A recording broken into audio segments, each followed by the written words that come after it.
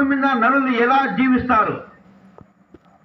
దేవుడే లేకపోతే ఆకాశం భూమి ఎలా కలిగింది? మరి దేవుడే లేకపోతే నువ్వు సర్వసంపదమైనటువంటి పంటలు నీ భూమిలో పండిస్తున్నావు, అవి ఎవరు ఫలింపజేస్తున్నారు?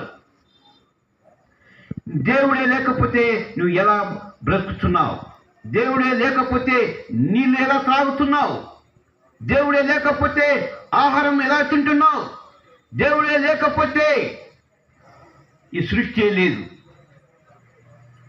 మరి దేవుడు లేడని నువ్వు ఎందుకు తలంచుకుంటున్నావు? దేవుడు లేని నేను హృదయంలో ఎందుకుంటున్నావు? దేవుడు లేని ఒక క్షణమైన నువ్వు బ్రతకలేదు ఈ భూమి మీద. అయితే కొంతమంది మూర్ఖులు ఉంటున్నారు, దేవుడు లేడని తమ హృదయంలో బుద్ధిహీనులు అనుకుందనని దేవుని యొక్క వాక్యం రాయబడి ఉంది.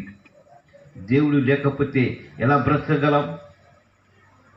ఏ విధంగా ఈ భూమి మీద సమస్తం కలిగి ఉన్నాయి? ఆకాశంలో నక్షత్రములు, సూర్యుడు, భూమి మీద సమస్తమైనటువంటి గాలి, నీరు, వర్షము, పంటలు పండడము, ప్రతి ఒక్కటి ఏ విధంగా అభివృద్ధి చెందుతూ ఉంది? ఏ విధంగా ఇవన్నీ కలిగి